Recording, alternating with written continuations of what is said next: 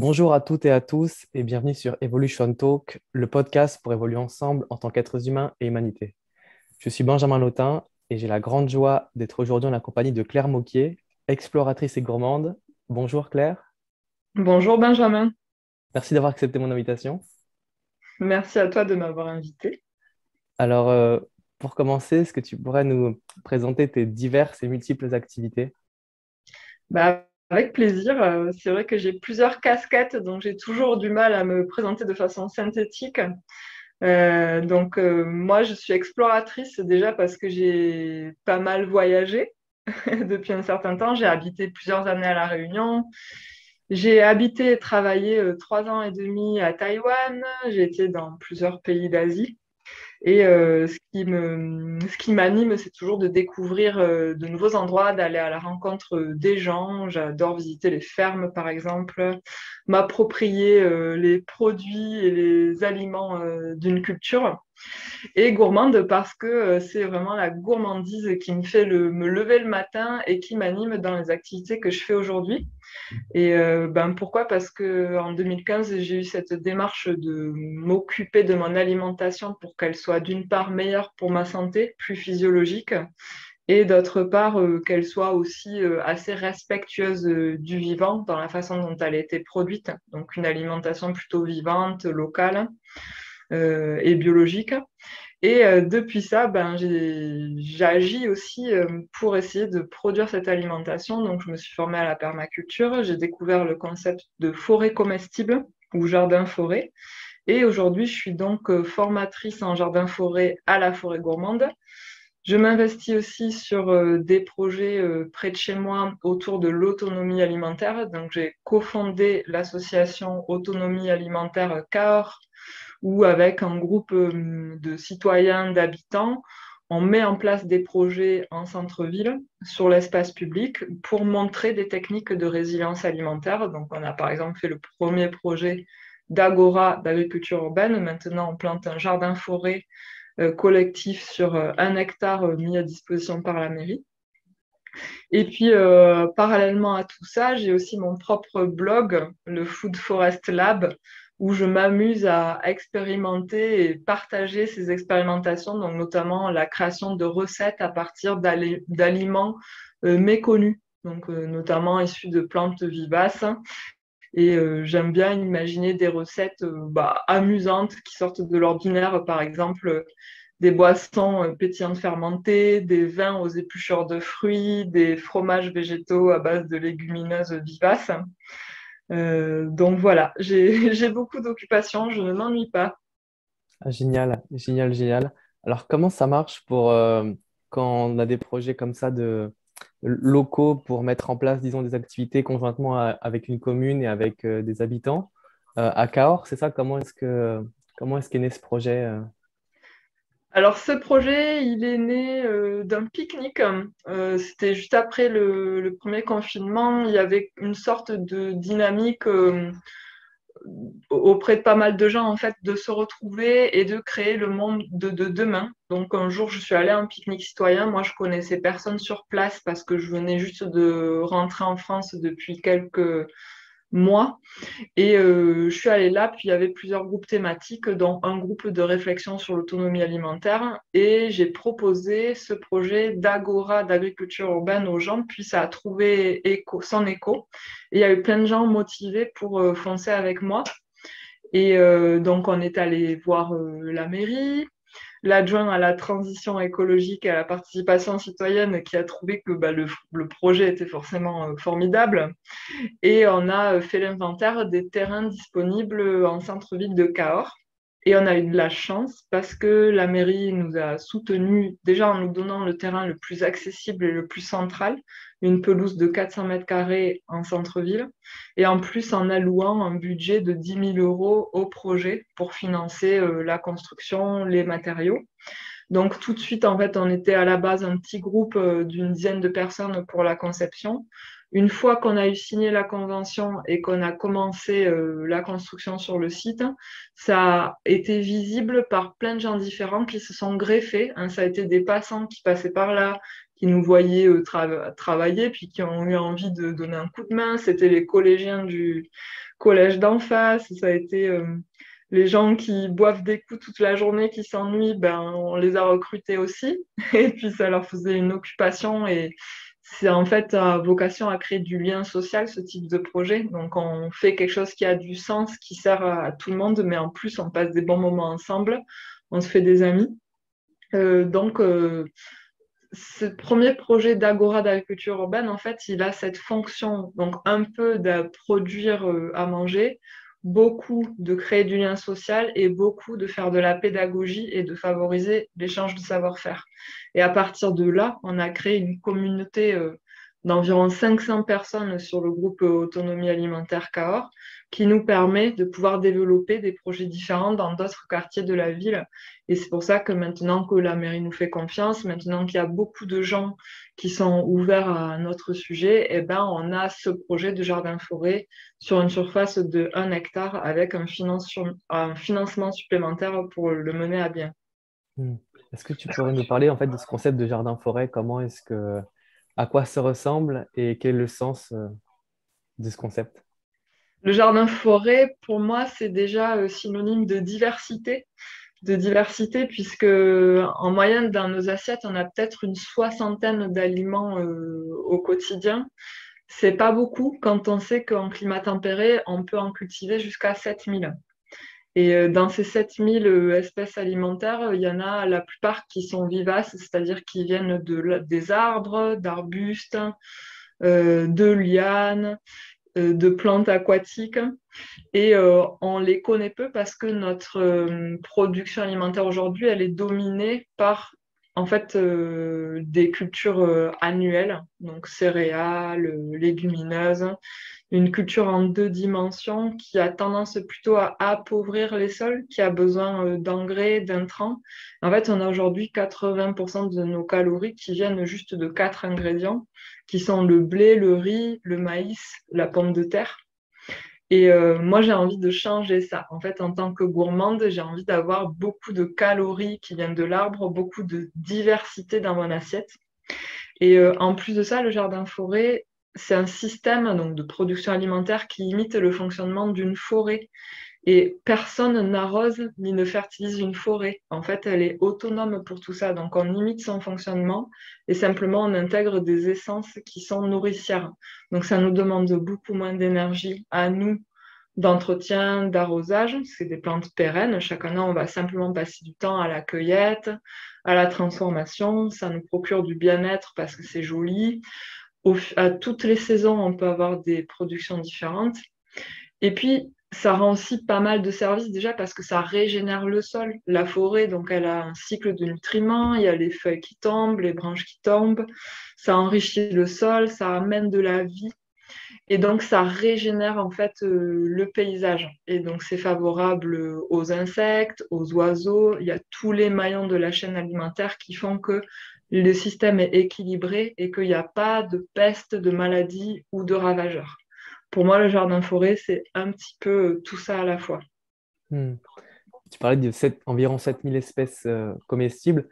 Qu'est-ce qu'on pourrait manger dans un jardin-forêt dont on n'a pas forcément idée dès qu'on découvre ce concept? On peut manger pas mal de choses différentes. Déjà, on peut manger des fruits à coque.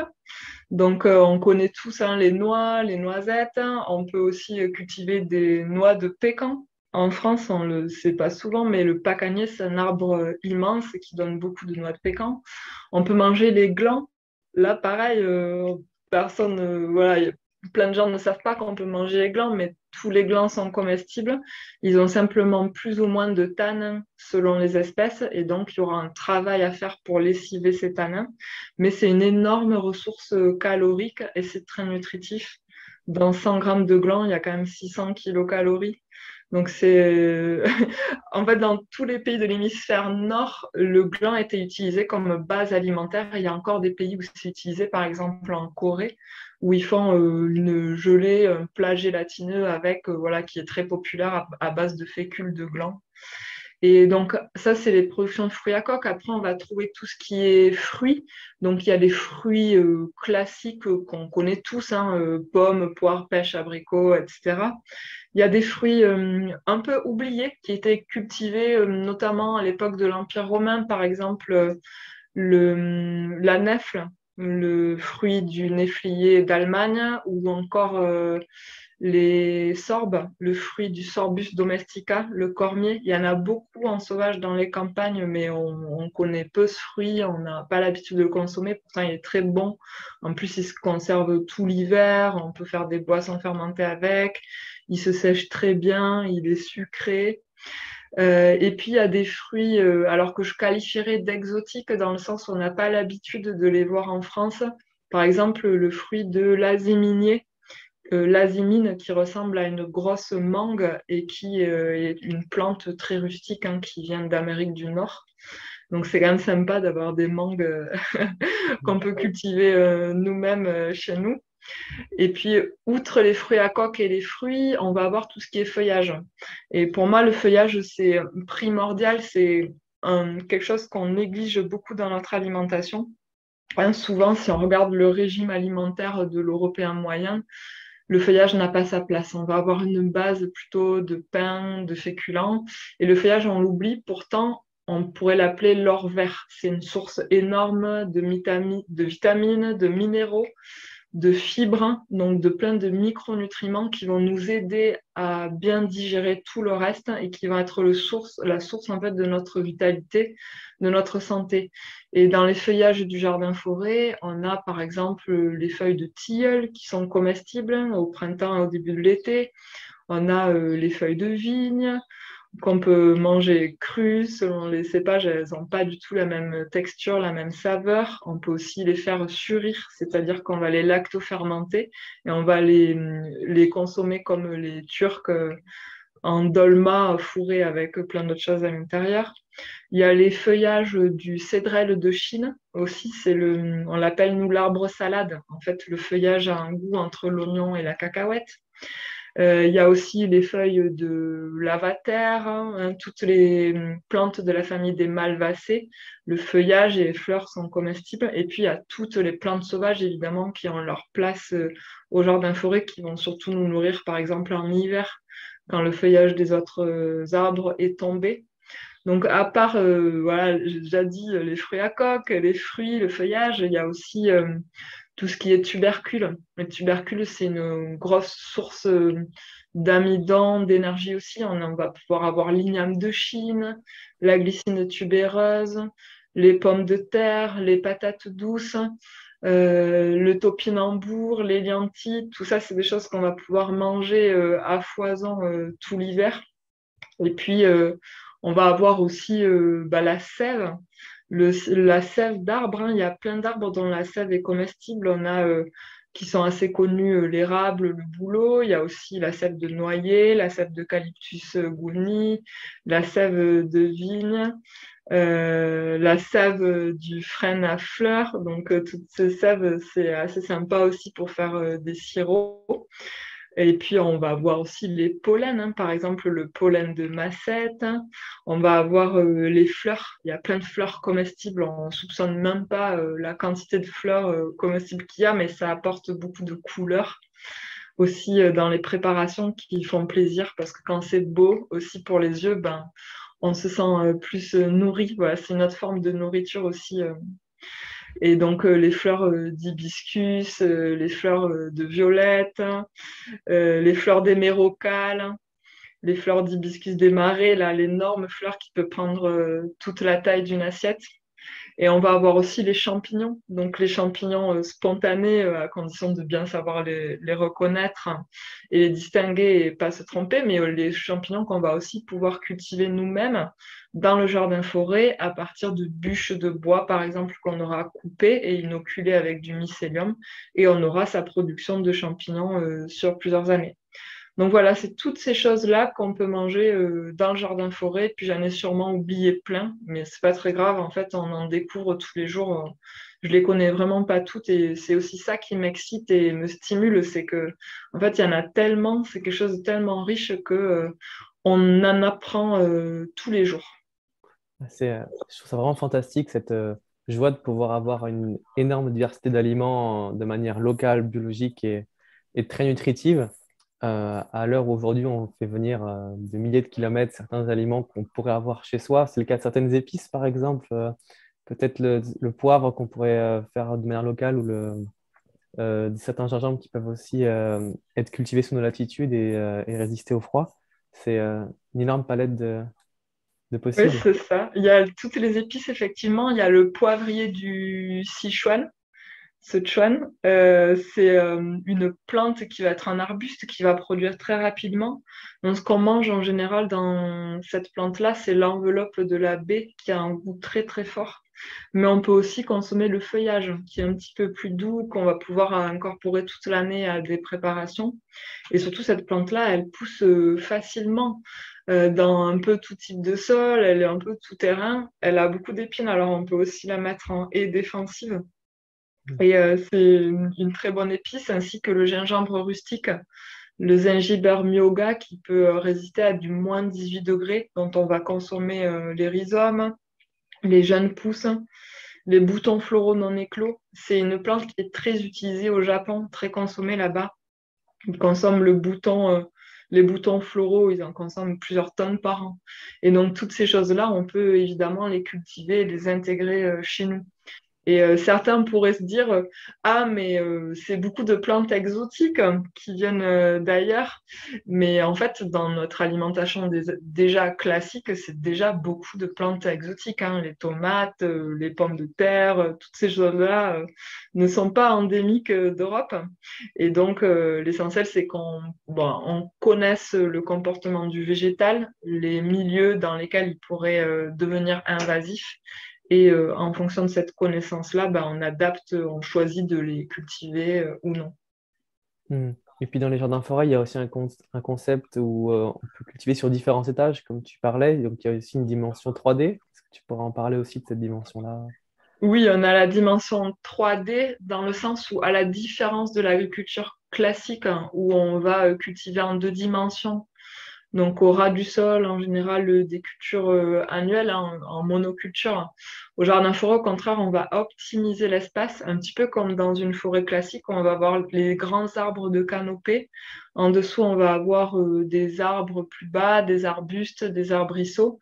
On va avoir encore en dessous des buissons, puis encore en dessous la strate herbacée dans laquelle on va retrouver tous nos légumes connus classiques et d'autres qui sont vivaces, qui sont moins connus, comme l'égopode, le chou perpétuel, les hostas, les plantes aromatiques, etc.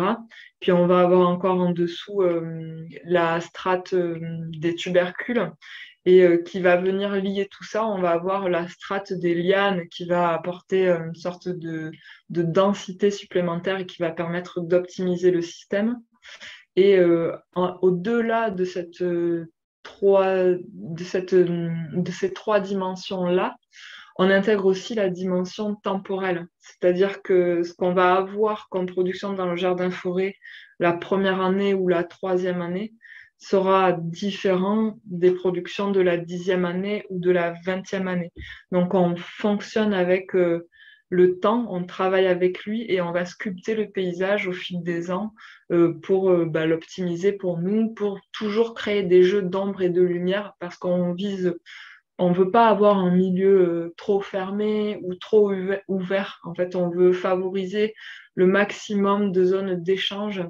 On va créer des mosaïques de micro-milieux avec une alternance de milieux ouverts, fermés, des zones d'échange. Comme ça nous permet une diversité encore plus grande. Hmm. Et donc, avec tout ça, finalement, qu'est-ce qu'on peut retrouver dans son assiette? Tu as partagé quelques exemples, et toi, qu'est-ce que tu aimes vraiment créer avec toute cette diversité d'aliments? Alors moi déjà j'adore la fermentation, donc les processus de fermentation lactique ou alcoolique parce que c'est un petit peu comme jouer au petit chimiste mais avec la nature, hein, quelque chose qu'elle sait déjà très bien faire. Donc, j'adore observer et accompagner ces processus de fermentation. Donc, déjà, une des premières choses que je fais, c'est les boissons pétillantes naturellement fermentées à partir d'ingrédients du jardin forêt. Donc, par exemple, tout le monde connaît la ginger ale, la bière au gingembre. Ça se fait parce que le gingembre contient beaucoup de levures sauvages et quand on le met en contact avec du sucre et de l'eau, ben, les levures du gingembre vont se nourrir du sucre et produire du gaz carbonique et ça va faire une boisson pétillante et ça va produire de l'alcool, donc c'est rigolo. Donc moi j'aime bien, en fait quasiment tous les productions du jardin forêt contiennent naturellement des levures sauvages, en plus ou en plus ou moins grande quantité. Donc les fleurs, les fruits, juste les épluchures de fruits. Donc par exemple, je fais le pétillant au pot de kiwi, juste avec les pots de kiwi. Bon, les pots de kiwi, ça se mange, il n'y a aucun problème. Mais pour les gens qui n'aiment pas les manger, on peut juste les réserver, puis les mélanger avec du sucre et de l'eau, attendre quelques jours, ça va faire des bulles. On met ça dans une bouteille hermétiquement fermée. On attend encore 2, 3 jours et hop, quand on ouvre, ça pétille, ça fait comme un petit soda naturel. J'aime bien faire la même chose avec les figues de Barbarie, par exemple. Les figues de Barbarie, quand on habite dans le sud de la France, quand on a l'habitude d'aller au bord de la Méditerranée, tout au long de l'hiver, on en voit partout en sauvage, hein. Ça a un caractère un peu invasif, donc on peut faire une petite cueillette et les faire fermenter pour faire un vin de fruits ou un pétillant de figue de Barbarie qui va avoir une couleur vraiment extrêmement jolie. La figue de Barbarie, ça a cette couleur un peu rose, rouge, bordeaux, fuchsia. C'est vraiment très beau sur la table.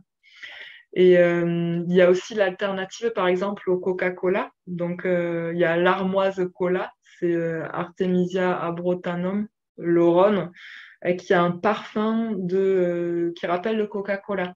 Donc, on peut la faire fermenter. On peut mélanger aussi avec des mûres écrasées, par exemple, pour donner une couleur noire. Et on a notre alternative au Coca-Cola avec le jardin-forêt. En fait, il y a plein d'alternatives aux choses connues, mais avec des plantes du jardin-forêt. Il y a aussi la plante caramel, c'est l'arbre au faisan. C'est, on appelle aussi le chèvrefeuille de l'Himalaya. Et donc, ça donne une petite baie noire qui, quand elle est bien mûre, a la saveur du caramel brûlé. Donc ça, c'est super sympa aussi à intégrer dans des desserts.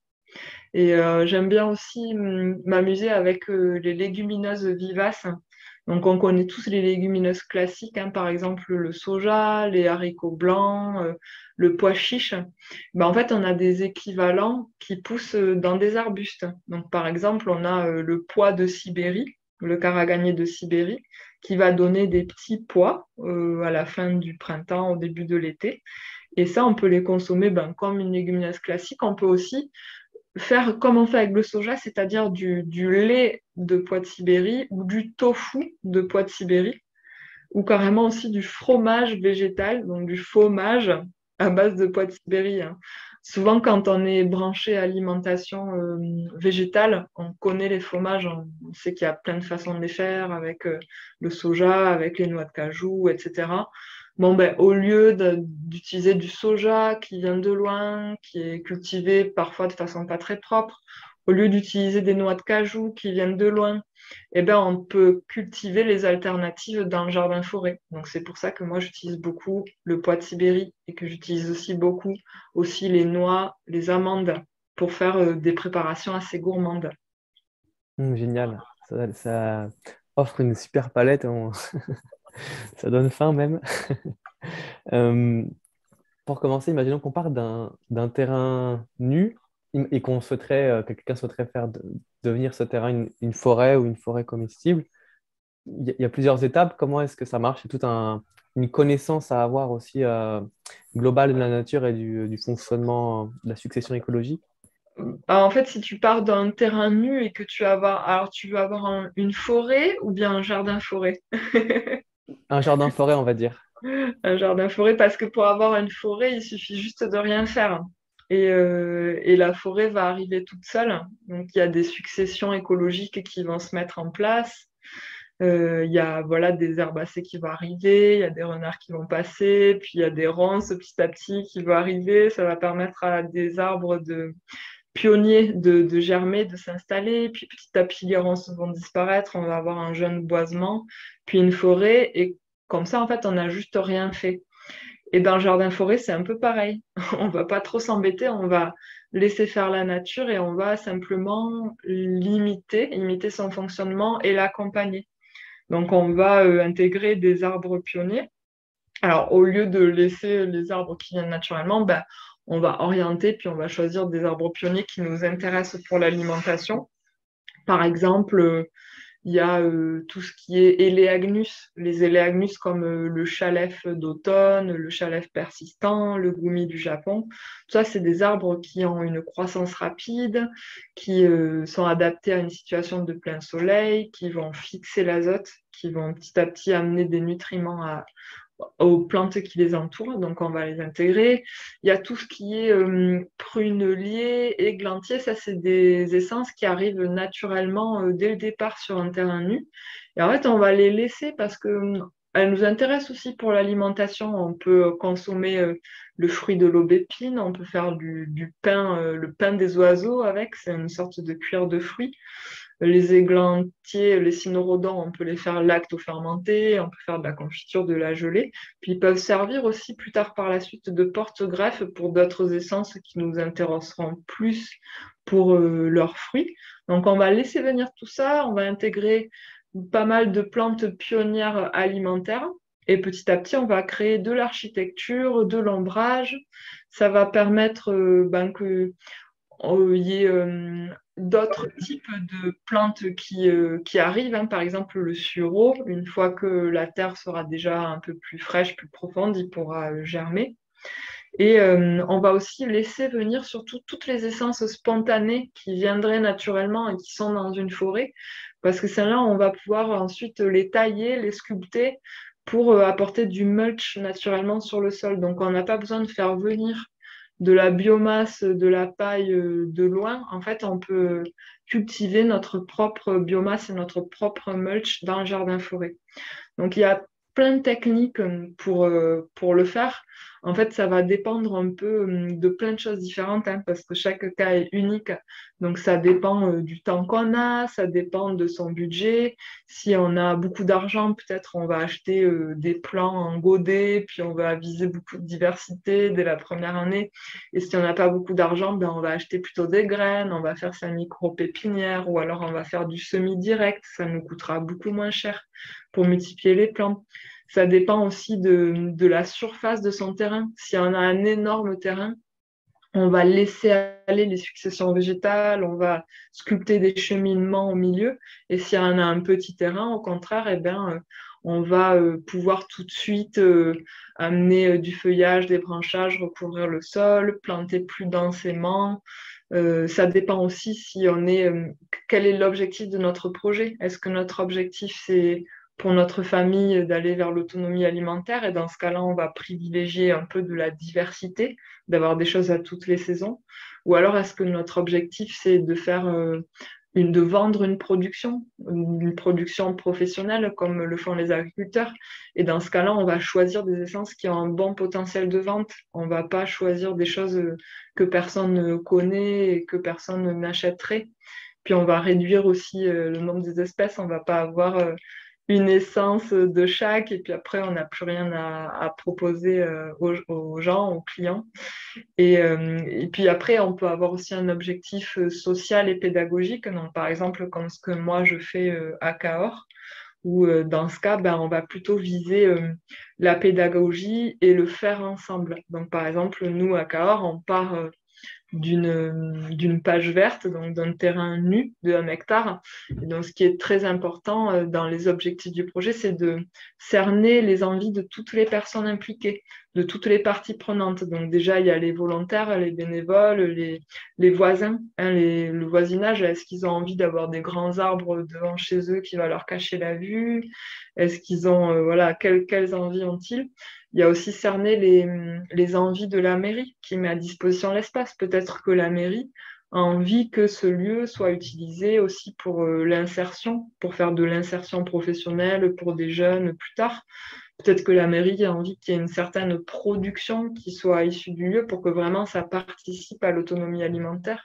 Peut-être qu'il y a un fort objectif aussi de démonstration et de pédagogie pour montrer à tout le monde à l'échelle du département que c'est possible de cultiver de cette façon-là. Donc en fait, en fonction de nos ressources, de notre objectif, de notre terrain, on va avoir des stratégies qui sont un peu complètement différentes. Mais ce qu'il faut retenir, c'est que elles sont toutes issues du bon sens et qu'il n'y a pas besoin d'avoir bac+10 pour faire son jardin-forêt. Il faut juste s'écouter, écouter qu'est-ce qui nous fait envie, qu'est-ce qui résonne positivement et puis y aller voilà, en suivant le chemin du bon sens. Hmm.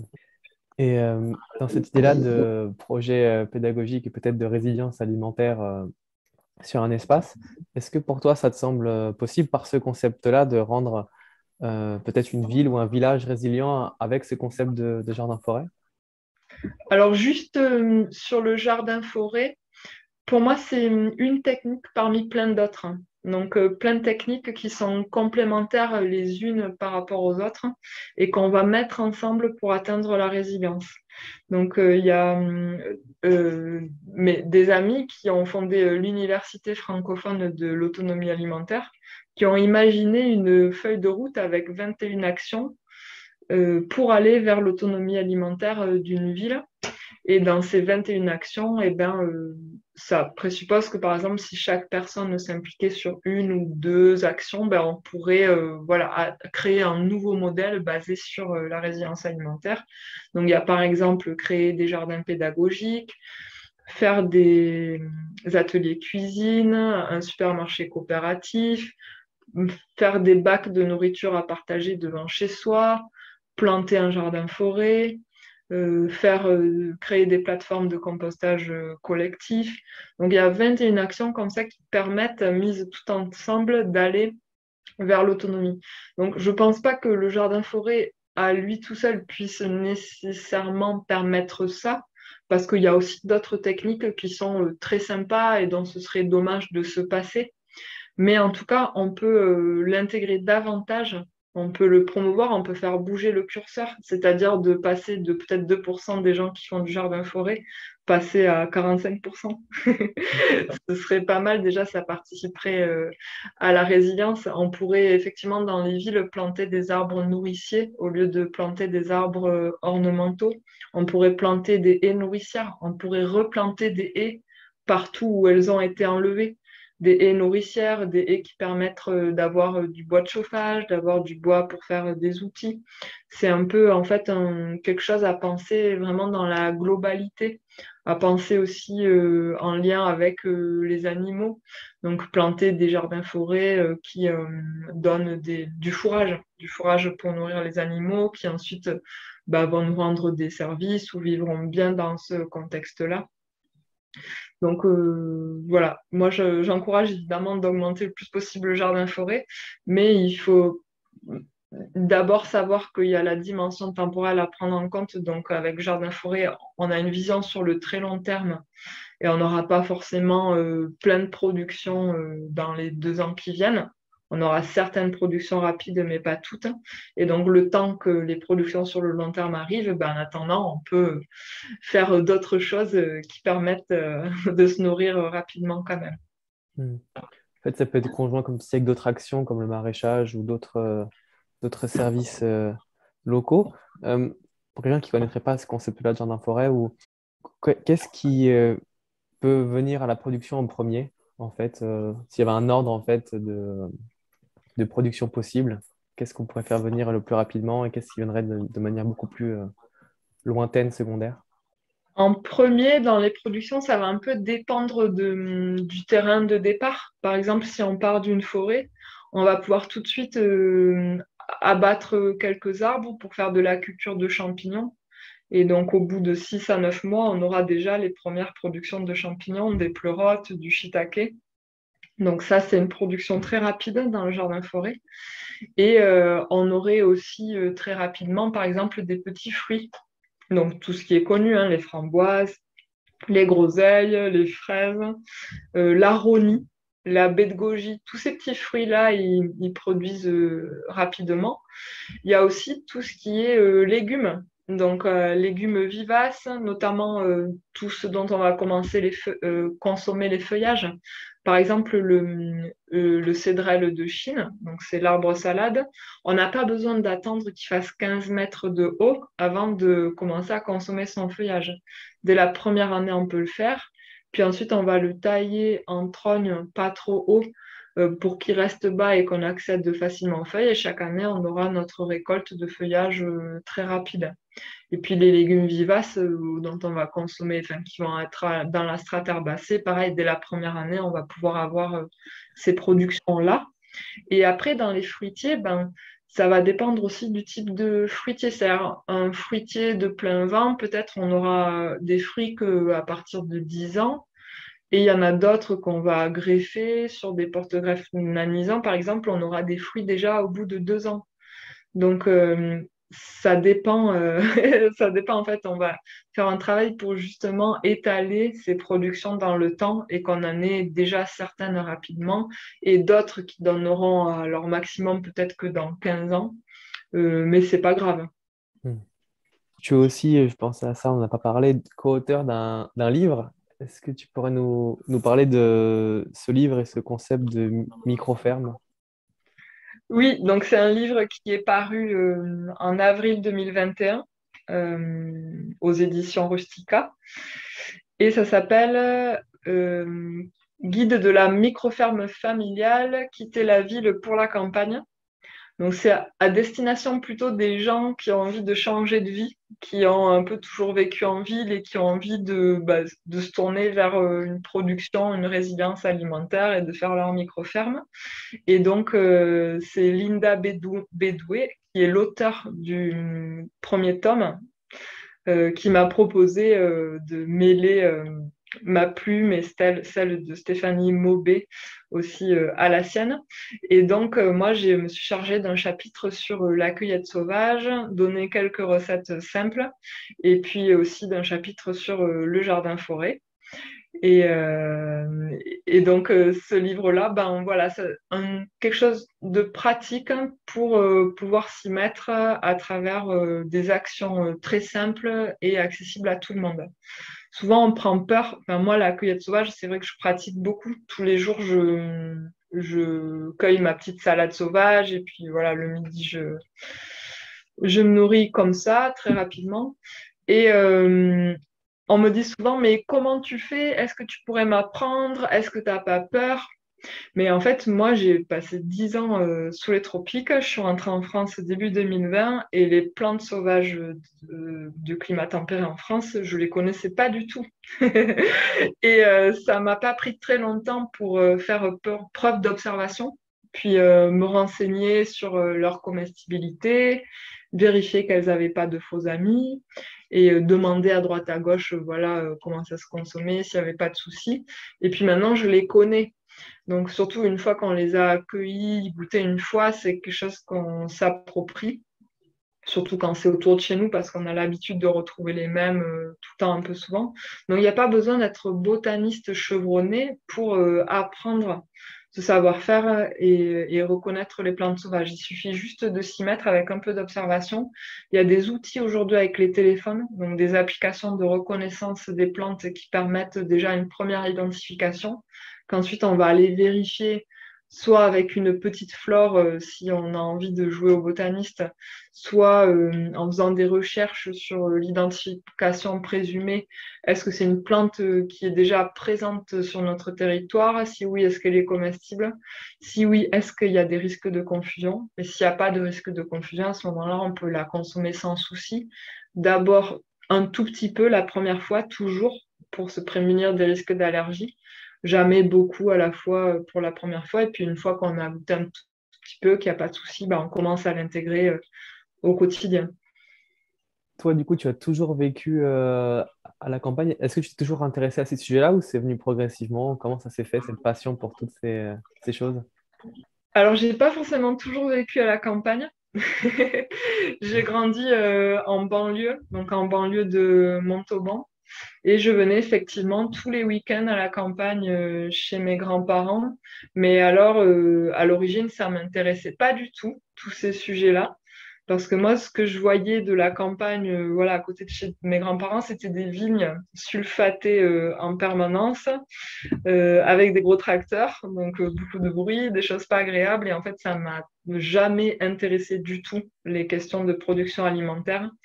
C'est venu vraiment sur le tard, petit à petit, au fil des prises de conscience. C'est venu parce que j'ai fait des études de météo qui m'ont sensibilisé aux impacts que l'homme a sur le climat, notamment à travers l'émission de plein de types de pollution. Et je me suis rendu compte que l'alimentation était un pilier central de ce monde-là que je ne voulais pas. Et donc, j'ai eu envie d'agir dessus, en commençant par me changer moi, ma propre alimentation. Et ensuite, à partir de là, de m'intéresser à comment on la produisait. Et c'est comme ça que j'en suis arrivée au sujet sur lequel je travaille aujourd'hui. Et puis, j'ai aussi vécu en ville, hein. J'ai vécu, donc quand j'étais à Taïwan, je vivais en ville, une ville de 400 000 habitants, donc très dense. Taïwan, je crois que c'est 6 000 habitants au kilomètre carré. 70% de la population qui vit en ville. Et justement, c'est pour ça que là-bas, je travaillais dans une fondation qui plantait des forêts comestibles sur l'espace public en ville, entretenues et gérées par les habitants. Et donc, moi, mon travail, c'était de mettre en place des ateliers pédagogiques, de fédérer des réseaux de volontaires pour entretenir ces espaces-là. Et pour moi, c'est très important de relier les deux, c'est-à-dire on a besoin de résilience alimentaire, oui. La résilience alimentaire ne viendra pas que de la campagne. En fait, la plupart des gens vivent en ville. C'est là qu'il y a les énergies. C'est là qu'il y a des gens qui, des fois, ont de l'envie, du temps.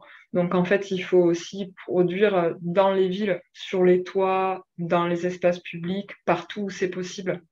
Et ça, c'est quelque chose qui me tient beaucoup à cœur. C'est pour ça que même si aujourd'hui j'habite plutôt en campagne, je continue à aller dans la ville la plus proche voisine qui est Cahors pour faire ces projets-là en ville. Et aussi parce que c'est très excitant, notamment sur le plan de ce que j'appelle la fermentation sociale. Donc tout à l'heure, je parlais de fermentation. Moi, ça m'amuse beaucoup parce que c'est un processus naturel où les micro-organismes des bénéfiques, des bons micro-organismes, agissent tous ensemble pour augmenter la qualité nutritionnelle d'un aliment et sous un processus de coopération et de symbiose. Et en fait, je me dis qu'à notre échelle, c'est exactement pareil. Nous, êtres humains, on est tous comme ces bons petits micro-organismes qui s'agitent ensemble. Et quand on est en forme de symbiose et de coopération, là, quand chacun fait ce qu'il a exactement envie de faire et là où il met au service de la communauté son plus grand talent, ses plus grandes qualités, eh ben, on est justement en coopération, en symbiose et on peut faire des choses superbes et notamment aller tous ensemble vers la résilience alimentaire de notre ville.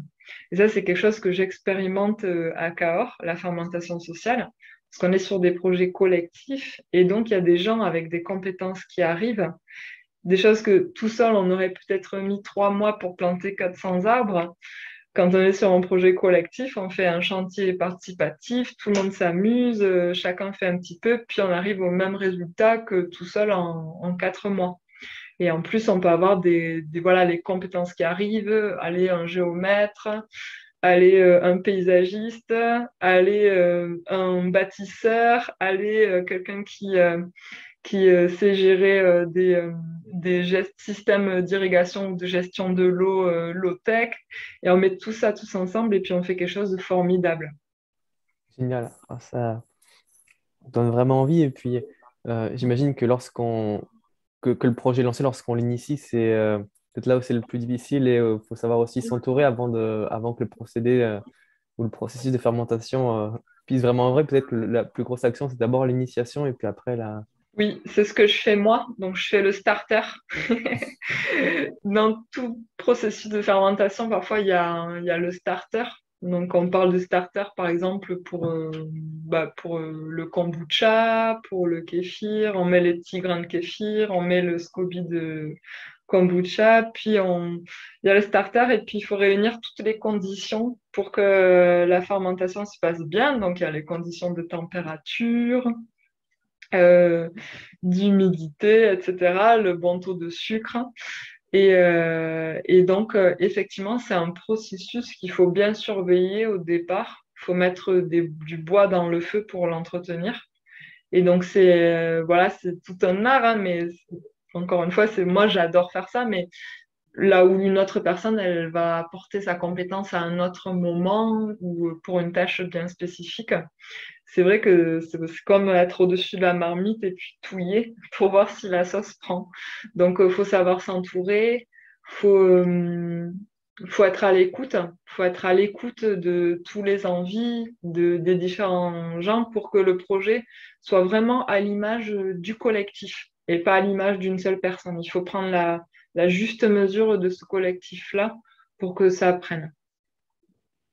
Tu parlais tout à l'heure aussi du changement alimentaire qui peut nourrir à la fois un bien-être personnel, mais aussi un mieux-être collectif. À quoi ça ressemblait pour toi ce changement dans l'assiette en termes de variété, de nature d'aliments ou autre?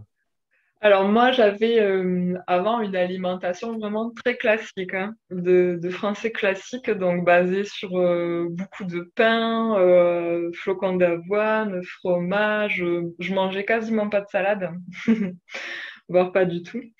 Et puis je me levais le matin. Dès que je me levais le matin, j'avais très faim. Il fallait que je mange tout de suite. Donc je me prenais un petit déjeuner très costaud avec des flocons d'avoine, du lait, de la banane, du chocolat, du pain, etc. Le midi, je mangeais aussi un repas quand même assez costaud avec du riz, des haricots, du thon, des choses qui tiennent au corps. Et puis le soir, plus léger. Et en fait, avec cette alimentation-là, bon, déjà, j'avais un terrain de santé qui n'était pas terrible. Donc, à l'époque, j'avais un problème de thyroïde, une hypothyroïdie, donc qui engendrait pas mal de fatigue chronique. Et clairement, l'alimentation que j'avais à l'époque n'aidait pas par rapport à ce problème de fatigue chronique où j'étais très fatiguée. Le soir, je rentrais chez moi, voilà, je m'écroulais, j'étais fatiguée. Et ce que j'ai fait, c'est que j'ai tout bouleversé, j'ai vraiment tout changé. J'ai découvert l'alimentation vivante et notamment l'alimentation hypotoxique. Parce que toutes les sources de déséquilibre et de maladies dans le corps sont issues d'une acidification. Et l'acidification, elle peut venir de plusieurs facteurs. Elle peut venir du stress, de pollution environnementale et d'une alimentation aussi acidifiante avec peut-être trop d'aliments industriels, transformés, trop de viande, d'alcool, de thé, de café, etc.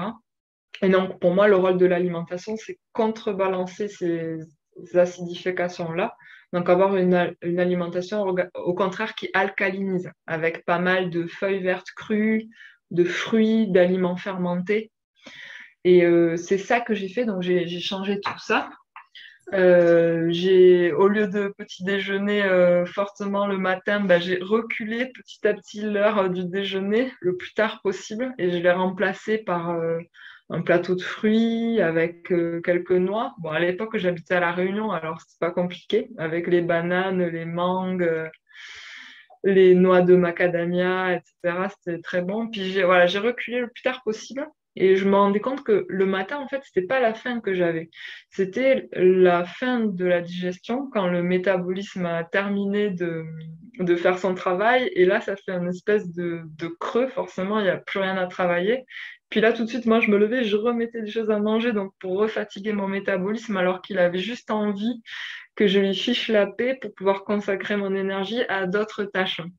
Donc, donc ça a été un changement assez amusant, mais qui m'a beaucoup appris. Et en plus, j'ai pu tester ce que ça m'a amené comme bénéfice sur le plan de la santé en m'inscrivant et en participant à des ultra-trails, c'est-à-dire des courses en montagne de plus de 100 km. Donc à l'époque, j'habitais à La Réunion, donc c'était facile. Il y a la Diagonale des Fous là-bas, qui est un super terrain de jeu pour s'amuser. Et donc, j'ai remarqué qu'avec cette nouvelle alimentation vivante, alcalinisante, j'ai pu terminer ces ultra-trails sans aucun problème. sans fatigue musculaire, sans crampes, sans problèmes intestinaux, avec l'impression que le corps se régénère au fur et à mesure. Et 50% des abandons sur ce type de course, c'est les problèmes intestinaux.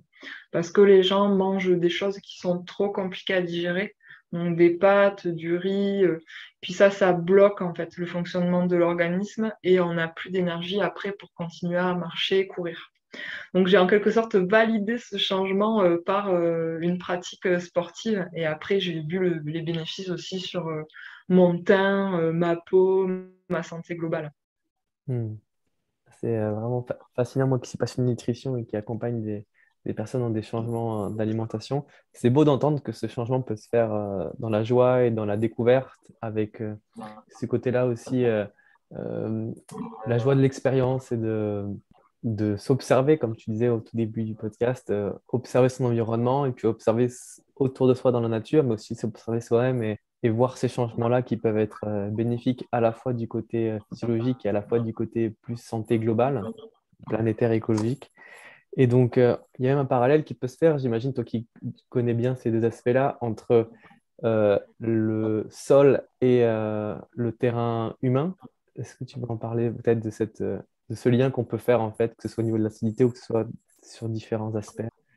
Oui, le parallèle, il est évident, comme je le disais tout à l'heure en faisant le parallèle entre les processus de fermentation sociale, de coopération à l'échelle de la fermentation et au parallèle de coopération à l'échelle humaine pour accomplir voilà, des objectifs et des projets qui servent l'intérêt commun.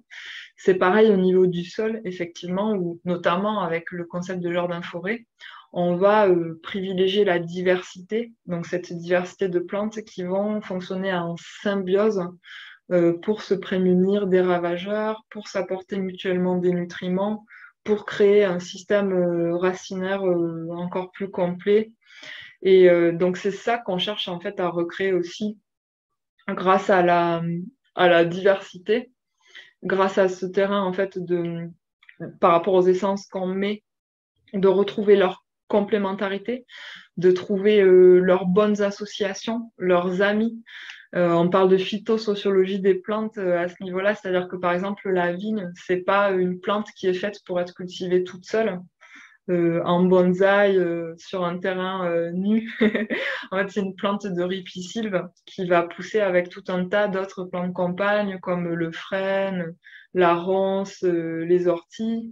Et en fait, elle va céder, donc elle va former une liane qui fait 20 à 30 mètres de haut. Et pareil au niveau racinaire, 20 à 30 mètres de long. Et puis elle va grandir sur le frêne et auprès du frêne, il va y avoir des morilles qui vont repousser les champignons qui affectent autrement la vigne. Donc en fait, à l'échelle du jardin-forêt, on essaye de recréer un écosystème symbiotique, tout comme on le fait dans notre estomac pour être en bonne santé. Donc là, notre estomac, c'est pareil. En fait, on nourrit pas nous notre corps, on nourrit nos bactéries lactiques qui ensuite ont un rôle barrière pour améliorer notre défense immunitaire et pour nous prémunir des maladies et pour être en bonne santé. Donc on fait exactement la même chose effectivement dans notre corps et dans le jardin. C'est vraiment fantastique. Euh, Comment est-ce que tu vois, toi, l'avenir par rapport à, disons, de manière globale, quand on s'intéresse à l'aspect plus écologique des choses, on peut être dans une forme d'inquiétude, d'angoisse, peut-être. Toi, comment est-ce que tu perçois l'avenir? Comment est-ce que Moi, je perçois un monde d'abondance et de luxuriance. En tout cas, c'est vraiment celui que je cherche à créer.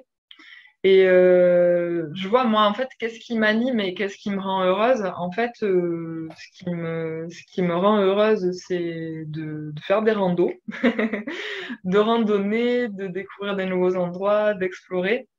Et ce qui me fait me sentir en sécurité, c'est d'avoir accès à plein de fruits, plein d'aliments gourmands, diversifiés que j'aurai autour de moi. Et là, ben, je peux me dire, oui, ça, c'est ce que je vois comme avenir pour moi. En tout cas, c'est essayer de planter au maximum partout pour se mettre en sécurité au niveau de l'alimentation et pouvoir ensuite, une fois qu'on est en sécurité au niveau de l'alimentation, on s'affranchit de tous les problèmes écologiques. En fait, on récupère une autonomie, on récupère une souveraineté et les problèmes du monde ont beaucoup moins de prise sur nous parce qu'aujourd'hui, on est fragilisé justement parce qu'on a très peu de résilience et qu'on est un peu soumis au bon vouloir du commerce international, de plein de choses. Et donc pour moi, l'écologie, la bonne santé de la terre, du vivant, ça passe par planter autour de soi le maximum pour se retrouver dans une sorte de sécurité, de souveraineté. Et on peut vraiment avoir accès à cette abondance sans passer par la case supermarché. Et au contraire, ce sera bien plus nutritif. On aura besoin de manger moins parce qu'aujourd'hui, ce qu'on achète dans les supermarchés, par exemple, ce sont des calories vides. Donc, ce sont des choses qui ont très peu de pouvoir nutritionnel, qui sont très peu, qui ont une fréquence vibratoire, on va dire, qui est très faible et donc qui ne nous nourrit pas sur d'autres plans que le plan calorique. Alors que quand c'est des choses qu'on a plantées autour de soi, qui en plus ont été cultivées en symbiose par rapport au terrain, par rapport aux autres plantes, là, c'est quelque chose d'hyper nourrissant. On a besoin d'en manger juste tout un petit peu pour se sentir comblé. Et cette importance, si tu le disais avant, du beau, et donc il y a aussi ce côté vraiment nourrissant de la création. Le fait de créer aussi, ça nourrit. Ouais, ben, ça nourrit beaucoup de créer et de faire quelque chose de beau, de faire soi-même déjà. C'est vrai que quand c'est quelque chose qu'on a fait soi-même, on le mange plus en conscience et on l'apprécie plus. Moi, il y a quelque chose que je fais pas mal, c'est le steak de gland. Donc en fait, je ramasse des glands, je lessive les tanins, ça prend un petit peu de temps selon la méthode utilisée. Et voilà, il y a plusieurs étapes dans la préparation. Et après, quand j'ai le steak de gland dans l'assiette, entouré voilà, de plein de choses, de mousse fermentée de noix, de feuilles vertes, de légumes lactofermentés, bah, déjà, c'est hyper nutritif, c'est hyper riche. Voilà, le steak de gland, vraiment, c'est même aux limites bourratif, quoi. Donc, on n'a pas faim après quand on a mangé tout ça. Mais en plus, comme je l'ai fait moi-même, que j'ai passé du temps à le faire, eh ben, on l'apprécie d'autant plus. Et donc, pour moi, c'est ça, la création, c'est faire soi-même. On se nourrit déjà le temps de le faire. On n'a pas du tout le même rapport à la nourriture quand c'est comme ça. Et pareil, le temps qu'on passe, moi, je passe beaucoup de temps à faire de la cueillette. Donc, je vais me balader, je fais de la cueillette, après, je transforme, je prépare. C'est du temps que je passe pas à prendre la voiture pour aller faire mes courses. Et c'est de l'argent que je dépense pas non plus. Donc, c'est de l'argent que j'ai pas besoin de gagner. Donc, ça m'économise du temps justement pour aller faire la cueillette. Hmm. Donc, c'est un peu repenser notre manière de vivre hein, finalement. Donc en fait, quelque part, même avec, disons, une certaine forme de temps limité ou d'argent limité, on peut, de certaines façons, réussir à y trouver du gain quelque part, en fait, en essayant de réagencer un peu sa vie. C'est des changements qui sont possibles selon toi aussi lorsqu'on a une vie peut-être traditionnelle et qu'on se sent plus nourri et qu'on est en quête d'autre chose. Par quoi est-ce que tu commencerais, toi? Si je commençais, par exemple, si je vivais, je sais pas, moi, en ville, et que, bon, voilà, j'ai pas accès à un jardin ou à plein de choses, je commencerais par des sessions de cueillette toutes simples, en allant de temps en temps le week-end en forêt, à ramasser quelques glands, à m'amuser à les lessiver, à les préparer pour voir. C'est pas ça qui manque dans la nature. Pareil pour les plantes sauvages, en reconnaître quelques-unes, les ramener pour voilà, préparer une salade. Et puis chez moi, je commencerai aussi à récolter les noyaux. Et pourquoi pas sur mon balcon, je les sèmerai, puis je ferai comme ça une petite pépinière, une micro-pépinière sur mon balcon. Et puis à partir des choses qui auront poussé, bah, soit je les garde pour plus tard si un jour je décide voilà, d'aller planter quelque part, soit je les donne à des amis. Des fois c'est très stylé d'aller chez des amis et puis de leur apporter un petit arbre, un jeune plant d'arbre qu'on a soi-même fait pousser. C'est toujours un cadeau qui fait vraiment très plaisir. Ou alors, je garderai ce que j'ai fait pousser comme ça pour des projets communautaires sur l'espace public et ce serait ma contribution et ma façon de m'impliquer sur toutes ces questions-là écologiques. Donc, il y a vraiment mille façons de faire ou quel que soit son contexte de vie, urbain, rural, son temps, le terrain qu'on a, il y a toujours des manières de s'engager, de s'impliquer, d'adapter légèrement son mode de vie, soit en intégrant des petits trucs en plus dans l'alimentation, voilà, à base de cueillettes ou autre de choses qu'on a fait cultiver, soit en s'engageant pour aller planter, pour aller participer à créer ce monde de résilience alimentaire, d'abondance et de luxuriance partout autour de soi. En fait, on appelle un changement global à l'échelle du monde entier parce que les problématiques aujourd'hui environnementales, elles sont à grande échelle, mais on le résoudra jamais autrement que par des actions individuelles. C'est les petites actions qui, mises bout à bout, font un effet papillon et puis ont un impact global. Hmm.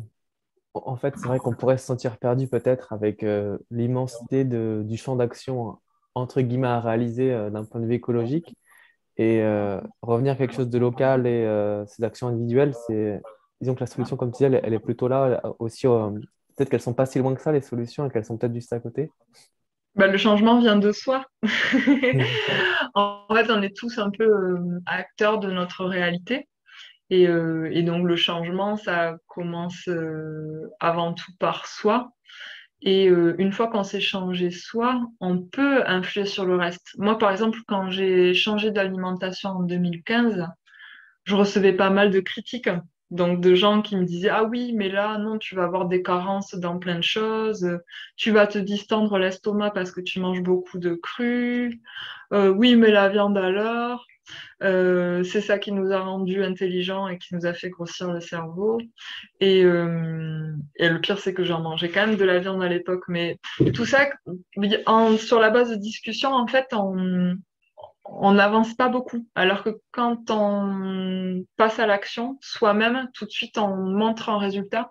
Bon, moi, je sais ce qui m'a pas mal aidé pour ça, c'est de faire les ultra-trails parce qu'une fois que j'ai fini ma course de 111 km, eh ben, je suscitais plus la critique, hein. Je suscitais plutôt une sorte de comment tu fais, j'aimerais bien faire comme toi, est-ce que tu peux m'expliquer?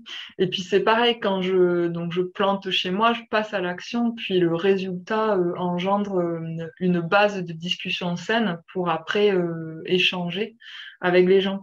Donc en fait, c'est d'abord agir soi avant de discuter et puis de dire alors qu'est-ce qu'on pourrait faire ensemble pour changer le monde. Déjà, il faut passer à l'action soi-même, matérialiser quelque chose dans la matière pour ensuite pouvoir matérialiser de quelque chose encore plus grand à l'échelle du quartier, puis encore plus grand à l'échelle d'une ville, puis encore plus grand à l'échelle d'un département, puis d'un pays, puis du monde entier. Et donc tout ça, c'est parti de soi à la base. Hmm. Et en fait, dans le changement, qu'il soit personnel ou collectif, comme tu disais, on va être confronté à des peurs, qu'elles soient des nôtres ou qu'elles soient de l'entourage ou qu'elles soient d'une collectivité. Euh, Comment est-ce qu'on traverse ces peurs là? Oui, les peurs. Eh ben, les peurs. C'est vrai que moi, j'ai du mal avec la peur parce que j'en ai pas forcément beaucoup. Euh, mais il faut du coup apporter des réponses rassurantes. Donc, par exemple, c'est vrai que quand on a commencé le premier projet d'Agora d'agriculture urbaine à Cahors, donc j'avais rencontré Monsieur le maire et qui m'avait dit oui, mais alors là, c'est un endroit où il y a beaucoup de casse, hein, il y a des gens, voilà, il y a des gens bourrés la nuit, ils prennent pas soin du mobilier urbain, il va y avoir des dégradations, de la délinquance. Et alors, c'est vrai que si on raisonne sur les peurs, ben, au final, on fait rien. Donc, il y avait l'éventualité de mettre une caméra de vidéosurveillance, mais bon, on n'était pas trop pour ce type de modèle un peu répressif. Et donc, on n'a pas écouté les peurs et puis on a foncé. Et puis, de toute façon, on a fait. Puis, si on fait pas, on sait pas. On sait pas comment ça se passe. Si on plante pas un arbre, eh ben, on n'aura pas de production, de toute façon. Donc, est-ce qu'il vaut mieux ne rien faire et écouter sa peur ou faire quand même et puis au pire, on a un bon résultat? Mm. Donc, moi, je suis plutôt partante de ne pas écouter ses peurs et d'écouter ce qui nous met en joie, ce qui nous fait envie. Et pour moi, c'est vraiment ça, la ligne directrice. Merci beaucoup. On arrive vers la fin du podcast. Je vais te poser la question rituelle. Si tu avais un dernier message à transmettre à l'humanité, comme une bouteille à la mer, quel serait ce message? Faites-vous plaisir. Faites-vous plaisir, suivez ce que votre cœur vous dit et laissez-vous guider par vos envies, tout simplement. Merci beaucoup pour ce magnifique mot de la fin.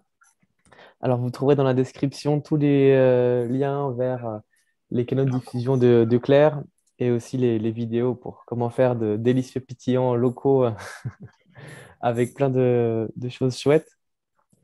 Vous trouverez également dans la description un lien pour soutenir financièrement le podcast et participer à la plantation de forêts comestibles, forêts nourricières pour rester dans la thématique, justement. Merci encore, Claire, pour ce podcast et ce moment partagé. Merci Benjamin. Et à bientôt pour un prochain podcast. À bientôt.